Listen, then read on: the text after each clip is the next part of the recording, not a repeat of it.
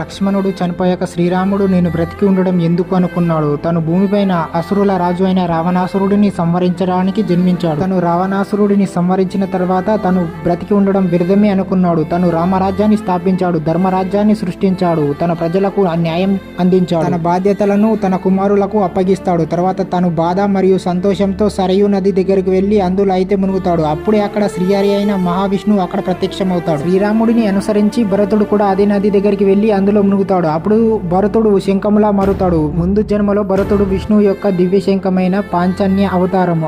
అలాగే శత్రుఘ్నుడు సరయూ నదిలోకి ప్రవేశించి ఒక చక్రంలా మారుతాడు, ఎందుకంటే అతను మహావిష్ణువు సుదర్శన చక్రం యొక్క అవతారము. అప్పుడు ఏడుస్తూ అక్కడికి ప్రత్యక్షమైన హనుమంతుడితో విష్ణువు ఇలా అంటాడు, హనుమ, నేను రాముడిగా అవతరించిన పని ముగిసింది. ఇక అయోధ్యలో ధర్మాన్ని ప్రజలని రక్షించు అని తీసుకొని చిరంజీవిగా వర్ధిల్లు అని అక్కడి నుంచి మాయమై వెళ్ళిపోతాడు. వీడియో నచ్చితే జై శ్రీరామ్ అని కామెంట్ చేయండి.